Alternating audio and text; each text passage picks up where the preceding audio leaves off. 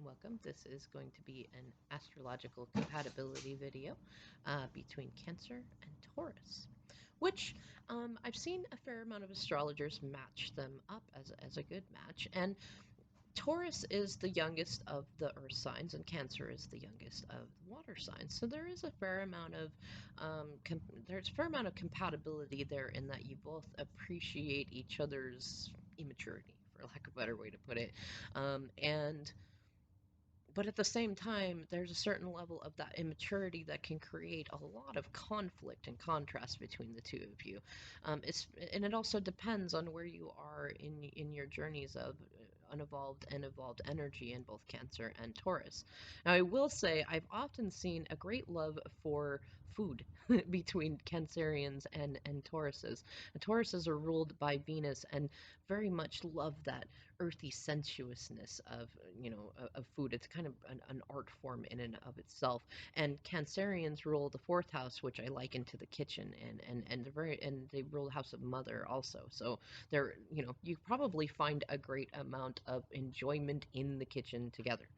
Um, you probably both also really appreciate kind of the more materialism that there is in life. Now, the unfortunate thing you got to watch out for, though, is that Taurus and Cancer are within two signs of each other, especially when you're considering sun signs, and that's kind of a like you be careful of it. It's not a no-no, but just be very careful of it.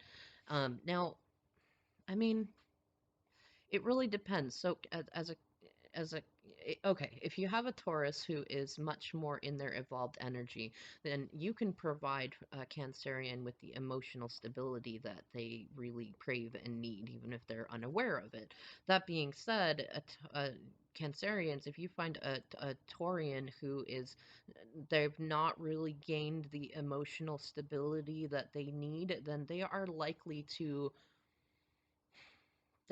to kind of seem like a contradiction to you because they can be very, very emotional and very stubborn in their emotions, as can you. But an unevolved Taurus energy doesn't yet have the appreciation for the um, empathic and intuitive depth that a Cancerian has. And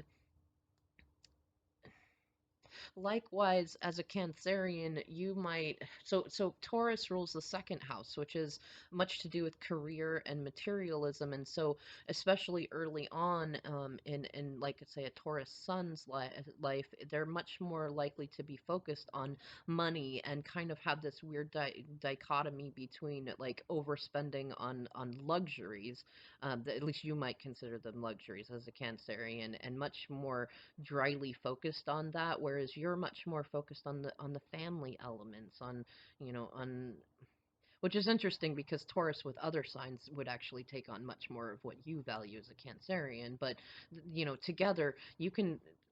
There's a fair amount of passion between the two of you, and as a Cancer, you're kind of an earthy water sign too, but Taurus is the earthiest of the earth signs, and so is much more. Um, they're well, I mean, Earth is very mature in its emotionalness, but because of that, even if they very much empathize with how you feel, it doesn't mean that they're going to give you um, the space for vulnerability that you might need. They're much more likely to kind of be the like, oh, come on, don't be emotional breakdown guy. Come on, let's go, let's go. You need to try something new anyways. Come on, let's do it, or you're going to do it anyways, kind of thing. And, or you might, as a Cancerian, you might be like, you know what, I really need some quality time from you. And I need you to listen to me when I say I feel like it comes across this way, even if the logic says that that's not what's really going on. I need you to hold space for that. If you have evolved Taurus energy, they are likely to be a very great space holder for that. And if you have unevolved Taurus energy, they're not likely to even really understand yet the need for that. And part of that too is if you're looking at age range, like Aries is the youngest, it would be like the infant to toddler stage, and Taurus would be like the toddler to young child, and then Gemini would be like the young child to the older child, and then Cancer would be the older child to like the preteen, early teen stage. And so, as a Taurus, you're an unevolved Taurus energy is very much like it's not that they don't. How would I even put it? I mean, if you think of a child from like 6 to like 8 years old, there's still a lot of understanding of like that others exist outside of their imagination kind of thing. um which, interestingly enough, in evolved Taurus energy, there it's this Empress energy. They very much understand and value that, but they're still very earthy, and so they're just because you may think you need a certain type of validation doesn't mean they're going to give it, because they might recognize that you actually need a little tough love in there. And Taurus is typically very good in their evolved energy of offering the tough love that other signs aren't quite as strong at giving. And Cancerian, in your unevolved energy, you can be very much like a moody preteen, and that can very much be off-putting to a Taurus, or be very triggering to a Taurus. You can be very triggering to each other, and that's what I've seen in a lot of relationships between a Cancerian and a Taurian. It's not that the love isn't there, it's not that appreciation isn't there, but there's a lot of triggering that can go on between the two. And if you're both in unevolved energy, it can be a very almost catastrophic relationship. Whereas if it's an evolved energy, it can be a very nurturing relationship for both of you.